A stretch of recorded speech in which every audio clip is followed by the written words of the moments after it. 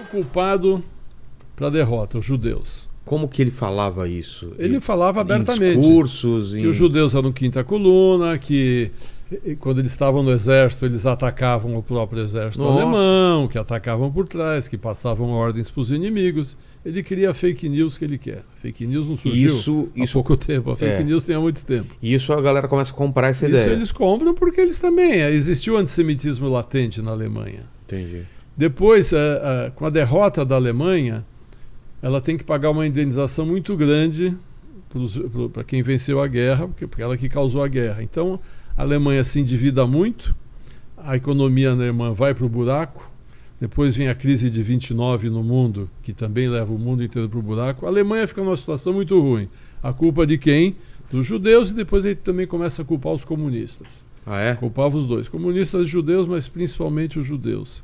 Tinham negros também? Não tinha negro na Alemanha nessa época, era muito ciganos? Raro. Ciganos tinha, mas não entrava nesse momento, não. Eles não se preocupavam com os ciganos. Tá. Os culpados eram os judeus, porque ele dizia que os judeus dominavam o mundo, tem essa mentira eterna de que os judeus dominam o mundo, e quando na verdade a Alemanha, 0,8% da população alemã eram judeus. A Alemanha na época tinha 65 milhões de habitantes e 600 mil judeus. Espalhados por toda a Alemanha. Espalhados pela Alemanha. Tá. Mas a culpa é da derrota dos alemães. Por que nós estamos na crise financeira? Os judeus. Como é que a gente faz? Tem que culpar os judeus. E com isso ele começa a subir. O Partido Nazista vai ganhando poder. Aí acontece coisa aqui, golpes daqui e dali. Em 1933, o Partido Nazista conquista 30% das cadeiras do parlamento alemão. Um partido pequeno consegue... cresce por causa disso, porque ele... Tá. Nós perdemos a guerra. Ele dá uma resposta que o pessoal estava querendo. Queria ouvir. Contava a fake news que ele queria, a mentira que ele queria, e o povo comprava, que precisava comprar. E ele passou a ser considerado o salvador da pátria. Ele era o grande homem que podia salvar a Alemanha. Passou a ser idolatrado.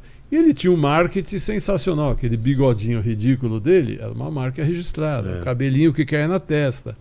Ele ensaiava os discursos na frente do espelho. Ele era um ator. Ele realmente era brilhante nisso. E ele se cercou, por exemplo, ele pegou o Joseph Goebbels, era um jornalista muito talentoso, que administrava toda a propaganda dele. Então, poderosa, né? Poderosíssima.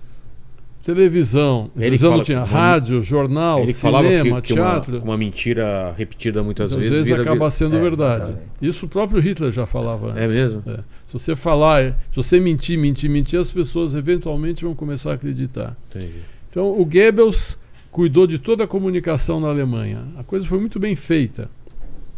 O Partido Nazista ganhou 30% das cadeiras do parlamento, aí eles deram um golpe de Estado e tomaram conta da Alemanha. Mas a gente tem que pensar o seguinte, os alemães votaram no Partido Nazista. Certo. O golpe veio depois que eles já estavam... então ele foi eleito... Foi eleito com 33%. Democraticamente. Era um parlamentarismo... A Alemanha ficou com 30% das cadeiras do parlamento.